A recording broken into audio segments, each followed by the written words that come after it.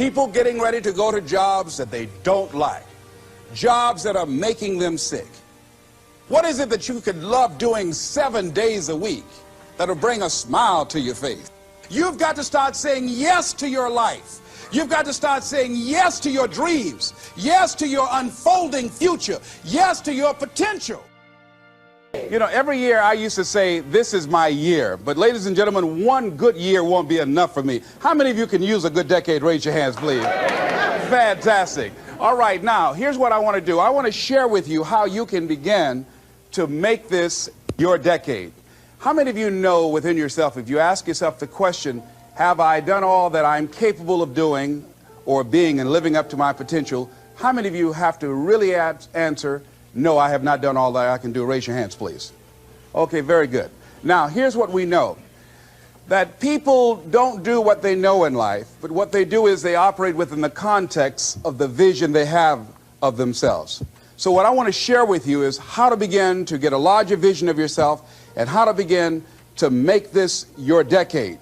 Because in order to do that, it's going to be very challenging. It's going to require a lot of work on your part, an ongoing process of personal and professional self-mastery. And it's going to require that you begin to see yourself worthy of the requirements in terms of effort, in terms of commitment, in terms of action, in terms of preparation, or whatever it is that you need to do in order to take your life where you want to take it.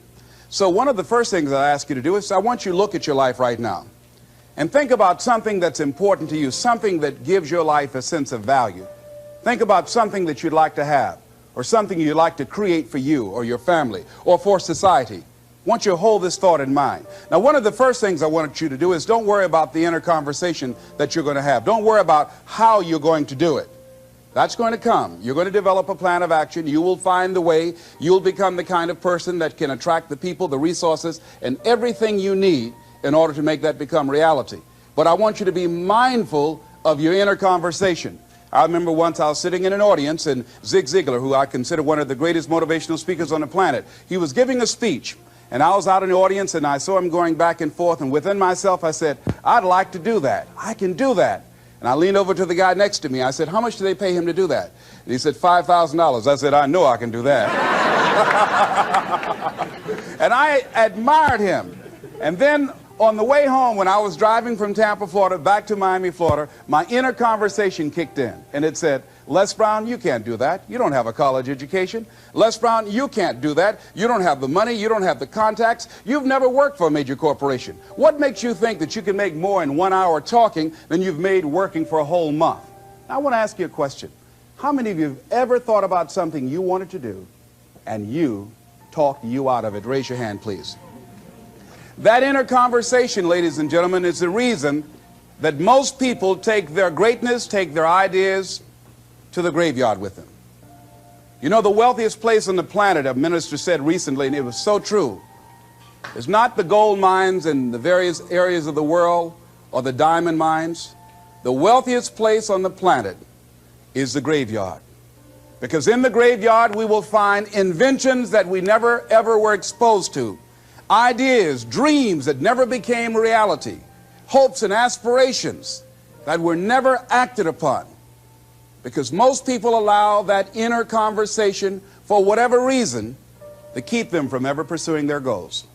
So let us begin to look at what's required in order to make this our decade. Why is it that most people don't ever reach their goals or live up to their true potential? One is fear. And there are only two kinds of fears that we're born with: the fear of falling and the fear of a loud sound. All other fears we learn, like the fear of failure. The next is the fear of success. That's one of the major challenges I had to deal with.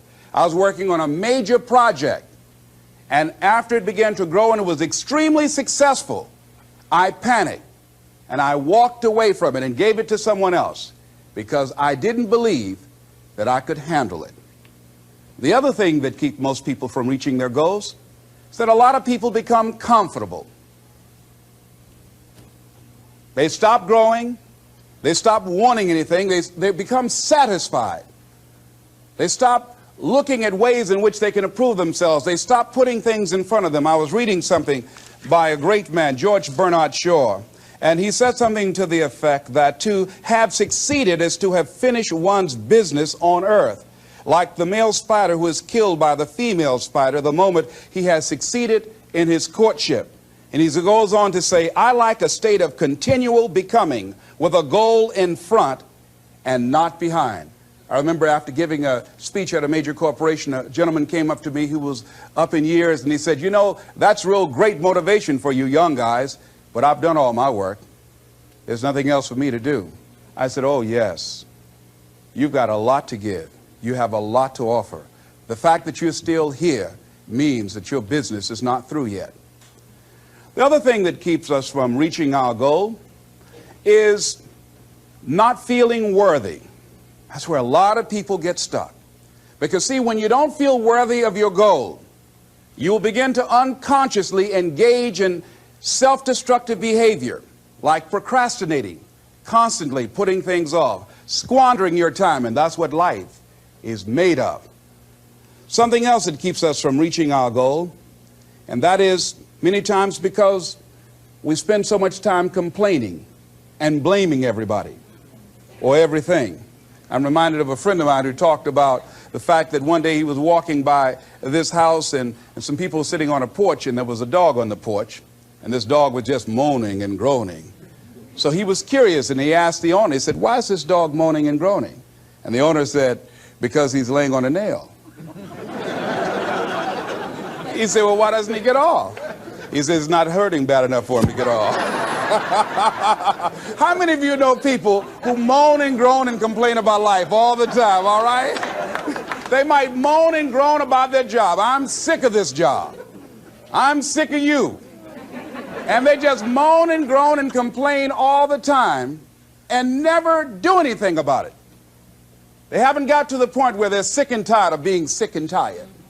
They just have enough energy to complain about it, and they consider that, in fact, they believe that that's equivalent to doing something about it, just complaining. No, that can't get you where you want to go. That cannot create your reality for you. The other thing that keeps most people from realizing their true greatness and their true potential, circumstances, their environment. There are many people who believe because of where they're born, because of the area where they are in life and where they find themselves, that's all they know. Given my circumstances, ladies and gentlemen, I shouldn't be doing what I'm doing right now. See, I know something about you, even not knowing you, that you've got greatness within you. You have the ability to do things that you can't even begin to imagine. You have talents and skills in you that you haven't even begun to reach for yet. No one could have convinced me, given my circumstances, given my background, that I would be doing what I'm doing right now. I was born in Liberty City on a floor on 62nd Street, my twin brother and me. When we were 6 weeks of age, we were adopted. When I was in 5th grade, I was identified as EMR, labeled educable mentally retarded, and put back from the 5th grade into the 4th grade, and stayed in that category until I got out of high school. I have no college training, but here's what happened. I had an intervention in my life. A man who saw something in me at a time that I did not see something in myself. I never forget being in his class one day waiting on a friend of mine who was there to rehearse for a play. He did not show up, and he asked me to go up to the board and write something on the board. And I said, I can't do that, sir. He said, why not? I said, well, I'm in a special education class. He said, what do you mean? I said, go up to the board and write what I'm about to tell you. I said, I can't do that, sir. Why not? I'm educable mentally retarded. And he came from behind his desk. He said, don't ever say that again. Someone's opinion of you does not have to become your reality. And that changed my life. It was Oliver Wendell Holmes who said that once a person's mind is expanded with an idea or a concept, it can never be satisfied to going back to where it was. So some of you are going to experience a breakthrough. Some of you are going to go back and look at your dreams and brush them off. Some of you are going to begin to look at yourself and say, hey, look here, I know I have not done all that I can do. Whatever goal that you have in mind, I want that to be a goal that will challenge you, something that will make you stretch. It was Osborne who said, unless you attempt to do something beyond that which you've already mastered, you will never grow. What is it that you looked at some point in time and you decided that you couldn't do it, that you talked yourself out of it? Whatever it is, bring it back out there. How you're going to do it, that will come to you in due time. So you don't get in life what you want, ladies and gentlemen. You get in life what you are, not what you want. And see, the good news is that we can always become more by working to develop ourselves. So the first process of making this your decade, you've got to begin to take a look at your life and look at where are you right now? What are your strengths? What are your weaknesses? What gives your life a sense of fulfillment, a sense of joy? What does a full, rich life means to you? What is it that you could love doing 7 days a week that'll bring a smile to your face? Think about that. In all the areas of your life, your professional life, your personal life, your family life, your spiritual life, what is it that you'd like to have? Once you begin to determine that, that takes you to the next step. And that is, once you decide what it is that you want, now you've got to decide that you deserve that. Repeat after me, please. I deserve the best that life has to offer.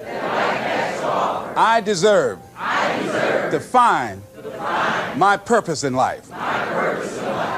Shake somebody's hand on your right and left and say, find your purpose.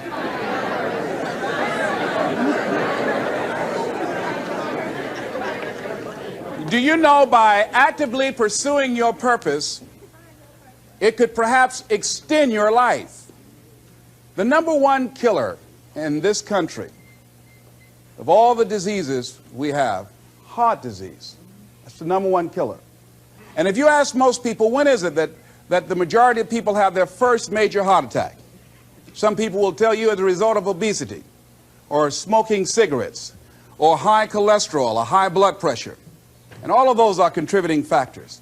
However, the truth of the matter is that most people don't realize that the majority of people suffer their first major heart attack on Monday morning between 8 a.m. and 9 a.m.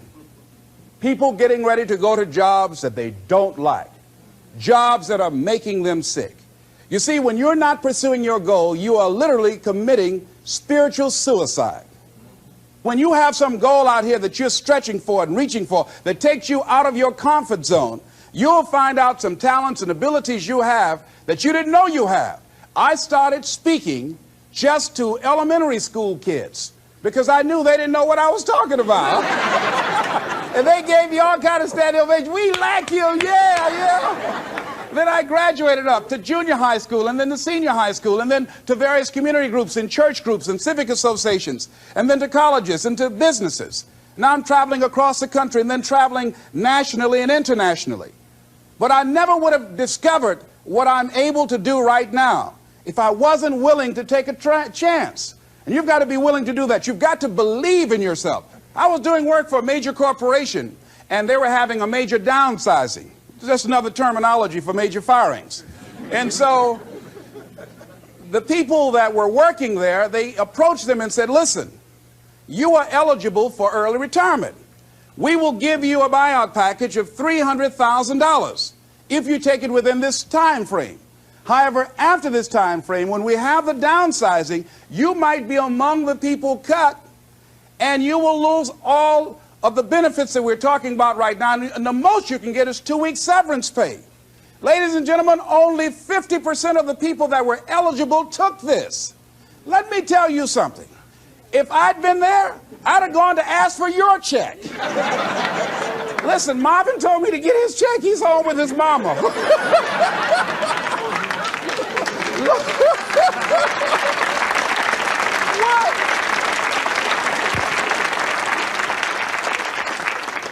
I would have taken that money so quick and had other people checks.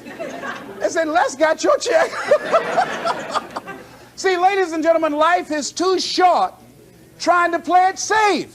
It's too short and unpredictable, being miserable. It's too short for that. Here's the thing. There's no safe position in life. Let me tell you why. It's a quiet secret that most people don't realize. You can't get out of life alive. Hello, you can't get out of life alive. So there's no safe position. You can die in the bleachers or you can die on the field.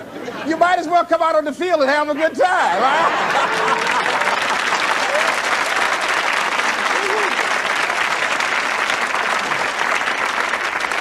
So if you want to make this your decade, you've got to decide to be bold. See, you got to be bold in life.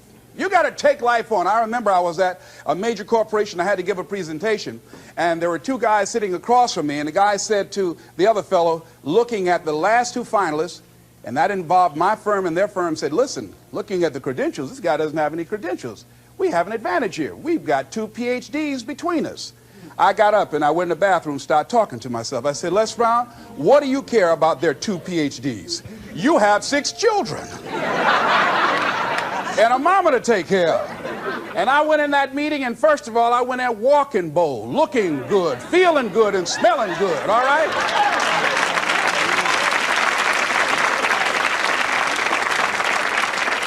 And I sat across that table and we started negotiating, and I operated in a spirit of absolute certainty. I looked at them as if the only reason that they were born was to give me that contract. They survived 1 out of 9 million sperms to carry out this transaction. And I got the contract. Hello.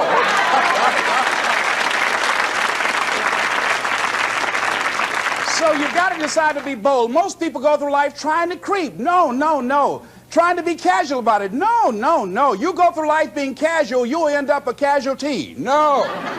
You've got to be bold in life. You've got to take life on. Now here's something else. You must be positive. See, a lot of people, when things don't happen when they want it to happen, they become negative, and they turn out and start projecting a lot of negative energy. No, no, you've got to make a conscious, deliberate, determined effort to be positive.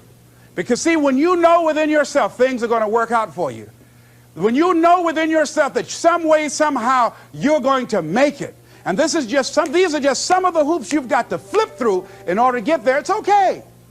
Have a friend who went to get a job, and the people didn't hire him. He was so negative. Well, hey, to hell with you then. Wait a minute. They just don't have a job today.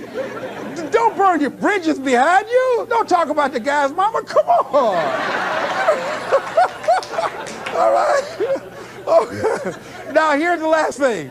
If you want to reach your goal and have a competitive edge, you've got to be hungry. A lot of people love me to tell this story. When I got out of school, you know, my first major goal was to buy my mother a home, and my hero in broadcasting was Paul Harvey, and I wanted to become involved in broadcasting, and I loved the disc jockeys that were on the air, and I wanted to become a disc jockey. And Mr. Washington said something to me that I'll never forget, who was my mentor in high school. Repeat this. Whitney Young, is his quote, "It's better to be prepared, for an opportunity, and not have one, than to have an opportunity and not be prepared." See, so I started working to develop my communication skills and expand my vocabulary. I started visualizing myself being a disc jockey. I saw myself on the air having a talk show and playing records and people listening to me. That was my vision. That was my dream. I held that in mind constantly. And I would practice all the time. Practice makes what? Perfect. Absolutely not. Just dislodge that from your mind. Practice only makes improvement. Perfection doesn't exist. They need to take it out of the dictionary. It doesn't exist. Practice only makes improvement. You can always better your best. You have not done your best work yet. As long as you're here, you have a chance to transcend yourself.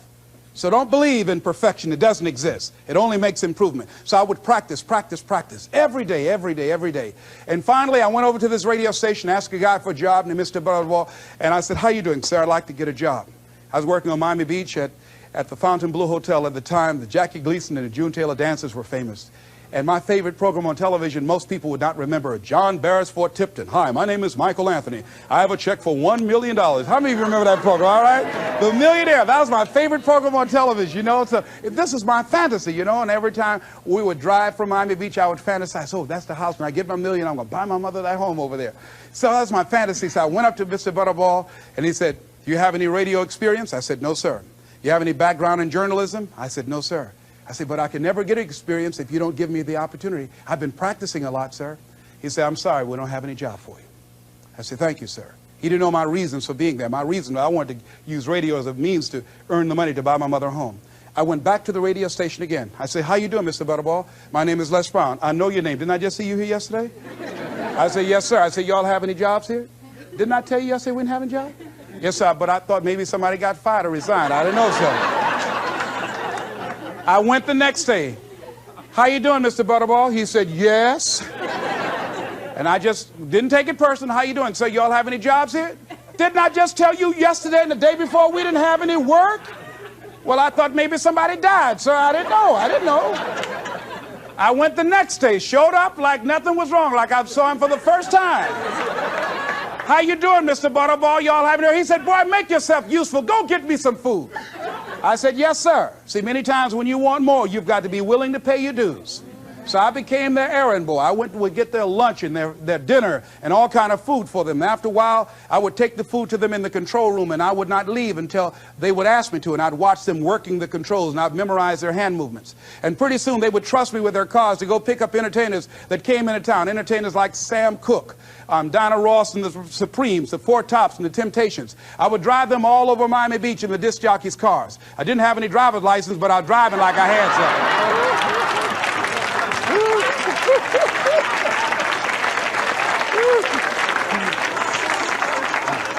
Finally, one day I was at the radio station, and a guy by the name of Rock was drinking while he was on the air.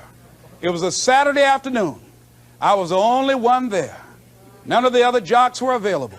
And I was looking at him through the control room window, saying, drink, Rock, drink. Drink, Rock. I'd have gone to get him some more if he'd asked me to. Drink, Rock. Pretty soon the phone rang. It was the general manager. I said, hello? He said, Les, this is Mr. Klein. I said, I know. He said, Rock can't finish his program. I said, I know. He said, would you call one of the other DJs to come in? I said, yes, sir. I hung the phone up. I said, now he must think I'm crazy. I called my mom and my girlfriend, Cassandra. I said, y'all come out on the front porch and turn up the radio. I'm about to come on the air.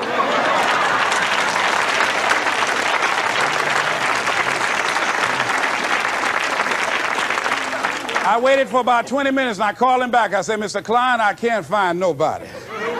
He said, young boy, do you know how to segue the records? I said, yes, sir. He said, go in there and don't say nothing here. I said, yes, sir.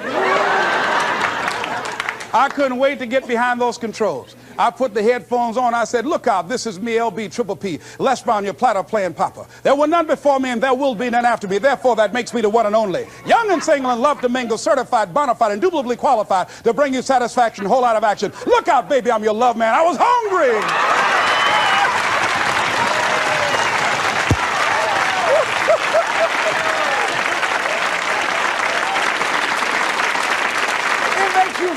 Better when you are able to have charge of your destiny, doesn't it? Gives you a good feel. Gives you choices. You can do more things. See, my first major goal was to buy my mother a home. I feel like Abraham Lincoln, who said, all that I am and all that I ever hope to be, I owe to my mother. And I said to my mama one day, I said, Mama, when I become a man, I'm going to buy you a home. And you won't have to go to work every day. You won't have to work. You just sit down, Mama. She was getting up, getting dressed to go to M&M cafeteria. I was just following her around. I said, watch, Mama. One day you won't have to leave here to go to work no more. It's raining outside. You won't have to go to work in the rain. You just do what you want to do. Like stay home and fix me sweet potato pie.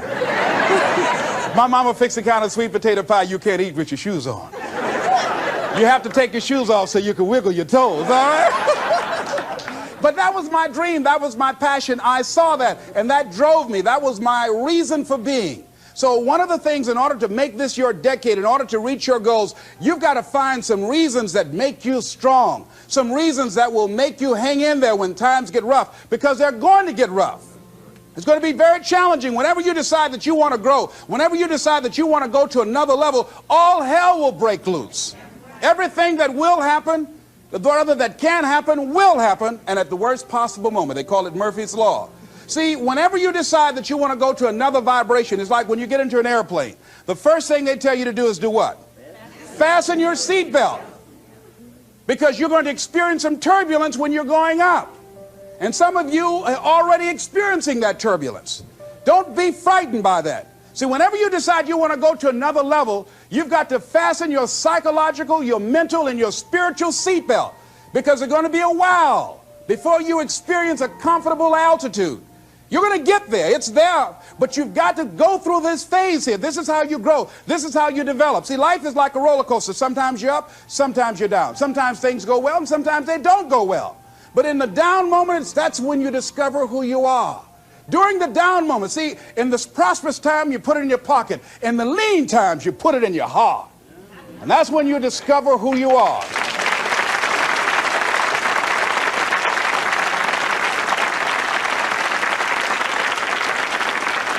So find 5 reasons that empower you.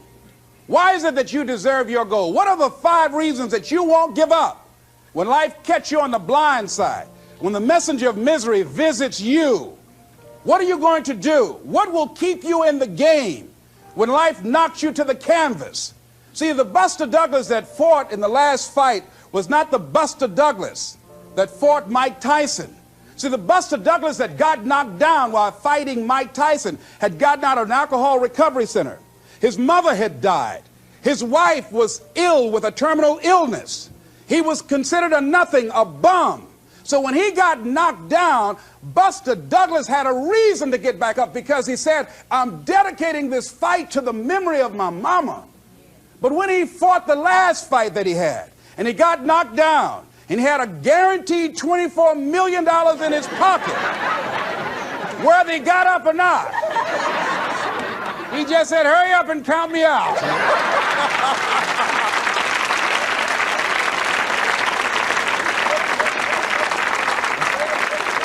And I don't blame him. Why get hurt? I said, no, why'd you leave so soon? Somebody's about to get hurt, me. So you've got to have some reasons that when life knocks you down, and it's going to. Hello, it's going to knock you down. When people disappoint you, and that's going to happen. When they betray you, and that's going to happen. When they lie to you, and that's going to happen. When they say, oh, you can count on me, and they won't show up, and that's going to happen. When you want to throw in the towel and give up yourself, and that's going to happen. When life collapses on you and catch you on the blind side, it drop you to your knees and start choking you. You got a dream? No, I ain't got no dream. And that's going to happen. What reason can you remember that you can call on, that you can reach on, that can make you get back up? Find that reason. Because when life had knocked me down, I said, life, I'm doing this because I want to make my mama proud of me. I'm doing this because I want my children to have a better life than what I have. I'm doing this because all my life I've been told I'd be a loser, that I wouldn't make it. All my life I heard people say, maybe take them back to the welfare department. I'm doing this to make them a lie. I believe, like Frank Sinatra, he said, the best revenge in life is massive success. I'm doing this so I can become massively successful. And with that kind of courage, with that kind of affirmation and reason to empower me, I got a saying that when life knocks you down, try and land on your back, because if you can look up, you can get up. All right?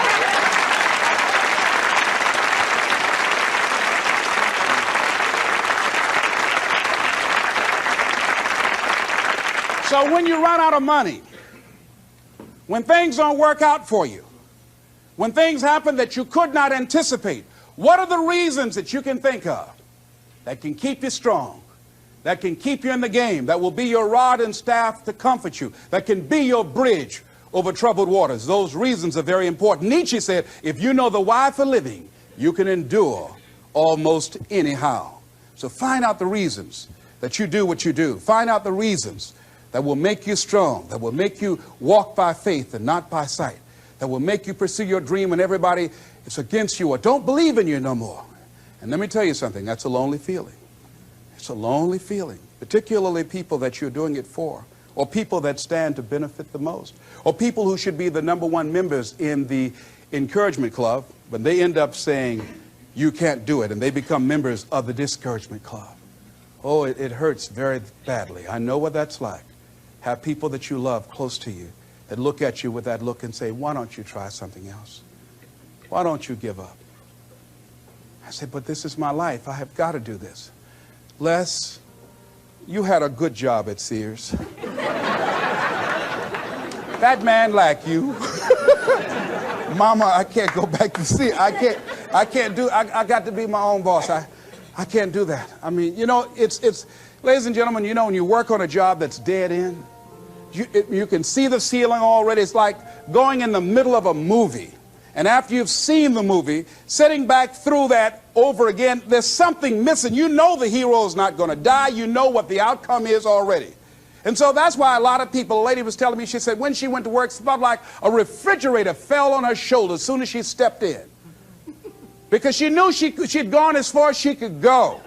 See, they're paying her just enough to keep her from quitting, and she's worked just hard enough just to keep from getting fired. How many of you know people like that? Raise your hand. The ones of you who didn't raise your hand, you the what? just teasing, I'll just tease it, all right? Here's something else. Make a commitment to be happy. See, you know, I have you laughing a lot. See, life is too short going through it looking homely, tired, and ugly.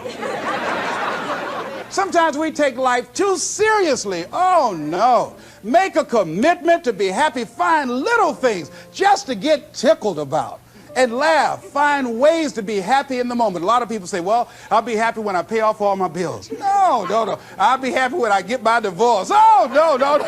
I'll be happy when the children go. Oh, no, no. You want to be happy now. See, there are no guarantees. No one say you're going to be here 2, 3, or 4 years from now. So you want to be happy right now in the moment. Repeat after me. I must make a commitment. I must make a commitment to be happy. To be happy. Right now. Right now. Right now. Right now. Is all I got. All I got. Shake somebody's hand on your right and left and say, you deserve to be happy.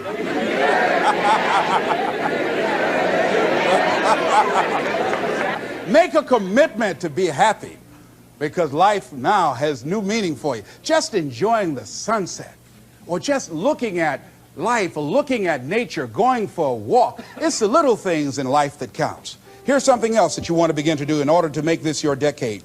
You want to begin to get all the toxic people out of your life. Hello? Energy drainers, get them out of your life. See, ladies and gentlemen, it takes a lot of energy to reach your goal. It takes a lot of emotional, mental, and spiritual energy to reach your goal. And you can run faster with 100 who want to go than with one around your neck. So there are two kinds of relationships. Sid Simon talks about this. Nourishing relationships and toxic relationships. Nourishing relationships are the relationships that inspire you. They motivate you. They bring the best out of you. Toxic relationships are relationships with people that always criticize you. All they can do is find fault. All they can do is just exploit your weaknesses. All they can do is remind you of the mistakes that you've made in the past. These people are bad for your health. Toxic people can run your blood pressure up.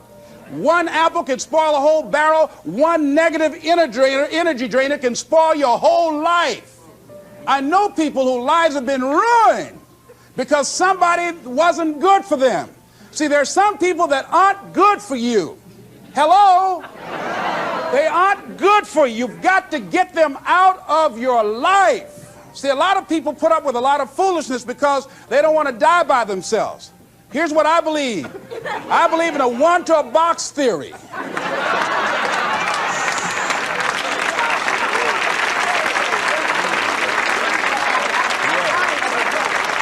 Ask this question of yourself. Make a list of who you communicate with most and ask yourself the question, what kind of person am I becoming because of this relationship? Is it helping me to grow mentally and emotionally and spiritually? Am I becoming a better person because of this relationship? Do they bring out the best in me? Do they inspire me? Do they encourage me to develop my greatness? Do they make me stretch? So you got to look at the people in your life and find out, what kind of person are you becoming because of that relationship? My mother used to say, birds of a feather flock together. You run around with losers, you will end up a loser. Unconsciously. Unconsciously, you will pick up their ways, you'll pick up their habits, you'll pick up, most importantly, their attitude about life. If you're around cynical, negative people all the time, you will become cynical and negative. So you got to watch yourself. Many of us are living out the lives of other people, living out their conclusions, living out of their consciousness. The other thing is that you begin to looking at your life and looking at what it is that you want to achieve. Another crucial thing that you must do is align yourself with powerful people. Align yourself with people that can encourage you, people that can empower you, people that you can learn from, people that you can grow from. That's very important. See, if you have people around you that can contribute to your growth. When I wanted to become a speaker, I joined the National Speakers Association. I wanted to be around the Dr. Norman Vincent Peales, the Zig Ziglars, the Dwayne Dyers. I wanted to be around people that were doing what I wanted to do. I wanted to learn from them. And you want to do that too. You want to align yourself with people who think like you, people who dream like you, people who want more out of life, people that are stretching and searching and seeking some higher ground in life. as opposed to the majority of people. Somebody said, always strive to get on top in life because it's the bottom that's overcrowded. And see, you don't want to be on the bottom. See, it's easy to be on the bottom. It doesn't take any effort to be a loser. It doesn't take any motivation, any drive in order to stay down there on a low level. But it calls on everything in you, ladies and gentlemen. You have to harness your will to say, I'm going to challenge myself. Sometimes I have to pull myself out of bed and say, come on, Les. Things I know I should do, I don't do. Things I shouldn't do, I do. I found that the biggest enemy you have to deal with is yourself. There's an old African proverb that says, if there's no enemy within, the enemy outside can do us no harm. So think about that.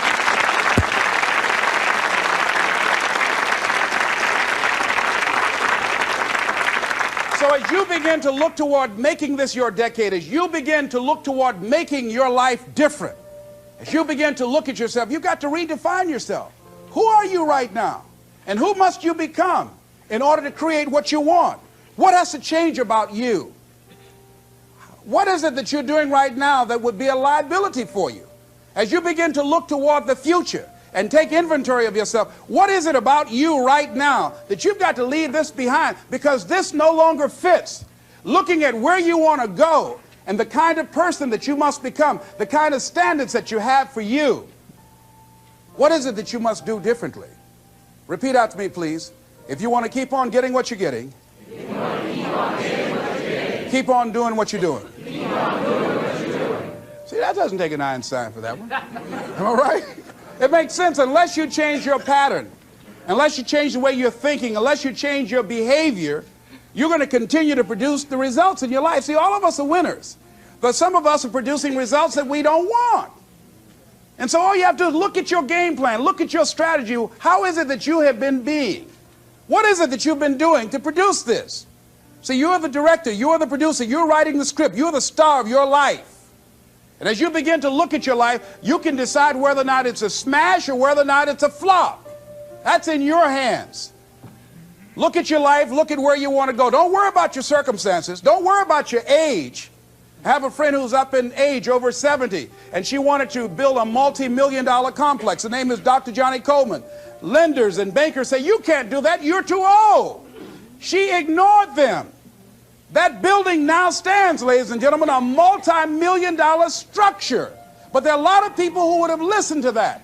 There are a lot of people that would not have even gotten to that point. They would have talked themselves out of even going down to the bank to ask for it, because they've already said no to themselves. See, it's time now. If you want to make this your decade, you've got to start saying yes to your life. You've got to start saying yes to your dreams, yes to your unfolding future, yes to your potential, as opposed to saying no. See, 87% of our self-talk is negative. So you've got to make a conscious, deliberate, determined effort to say yes to your dreams. Why not? Why not me? Don't spend time like most people going through life complaining. Don't try and get on talk shows and tell everybody how life has done you wrong. Here's what's happening in the audience. 80% don't care, and 50% glad it's you.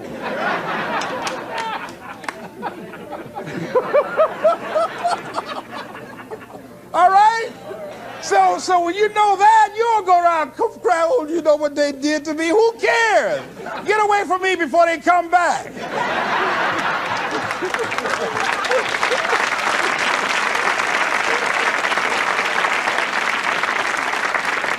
I had a friend of mine that said something that's very important. He said, hey, it doesn't matter what happens to you. The only thing matters, what are you going to do about it? That's all that matters. Okay, life knocked you down. What are you going to do about it? How long are you going to sit there and say, you know what they did to me? How long? Who wants to hear that racket? Use that energy to get up from there and move on and get on with your life. You got to learn to let the past go so you can grow. Many people never act on their dreams because they allow their past experiences to determine what their possibilities are. Whatever you've done in the past, that's not a reflection of your possibilities. That's just a reflection of your consciousness. That's just a reflection of your development and your growth. The future is unfolding for you right now. The future is unlimited for you right now. No one knows where you can go. No one knows what you're capable of or what's possible for you. You don't even know that. I had no idea, ladies and gentlemen. No one could have convinced me that I was able to do this. I never forget, I was speaking in Detroit, and a high school friend of mine saw me afterwards, and he was backstage. He said, I can't believe it's the same person. And I thought for a moment, and I said, it's not. The person you know, he's gone. He doesn't live here anymore. We have the power to change our personal history, changing the direction of our lives, changing our thoughts, changing where we want to go, exploring new horizons. So as you begin to look at this decade and affirming that this is your decade, as you set goals that will make you stretch, that will bring out the best in you, as you begin to remove the negative, toxic people from your life, as you decide to take some chances in life, and that's one of the things that's very important. Viscard said, if you're not willing to risk, you cannot grow. And if you cannot grow, you cannot become your best. And if you cannot become your best, you cannot be happy. And if you can't be happy, then what else is there? I'll never forget when I reached my first major goal of buying my mother that home. I'll never forget what it was like. And you're going to have this experience when you reach some major goal. When I drove up to the house and I got out and I gave Mama the key. And I said, Mama, this is for you. I'll never forget the look on her face. She said, oh my God. No one could have convinced me when I adopted y'all that this would happen. She said, oh, thank you. She said, and you. You caused me so many damn problems.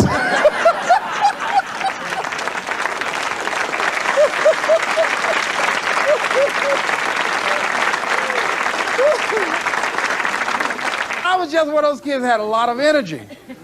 But no one knew what I was going to become. It was a great philosopher, Goethe. He says, look at a man the way that he is, he only becomes worse. But look at him as if he were what he could be, then he becomes what he should be. And what Mr. Washington did was he looked beyond my faults and saw my needs. And he said, I see something in you. And I was there, oh God, I hope he's right. And I want to live up to his expectations. See, no one rises to low expectations. Finally, here's one last thing I'd like to leave with you. If you want to make this your decade, find some cause that you believe in. See, this is my profession, but my greatest joy in life is working with young kids. Every Monday, I fly up to Chicago to work with 600 young kids at Christ Universal Temple Church, working with them to develop a sense of purpose and direction with their lives. We develop a training program. If they're addicted to drugs or alcohol, we help them to get into a permanent recovery program. If they're not, we help them to develop a vision of themselves where drugs and alcohol does not fit. I love it when I go into the Cook County Jail and see the look on these young men's faces, the anger and the self-hatred. And then when we leave there, see the difference in them as we begin to touch a spark in them as Mr. Washington touched in me. And you cannot put a dollar price on that.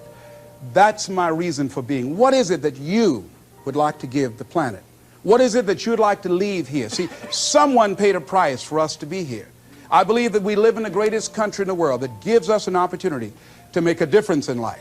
We are blessed to have been dropped off on this part of the planet. A friend of mine was in Manila and saw a bumper sticker that said, Yankee, go home and take me with you. So as you begin to look at your life, decide, what kind of legacy do I want to leave? What kind of statement do you want to make with your life? What 3 things you want said when you die? What contribution do you want to make? I don't know what you want to do.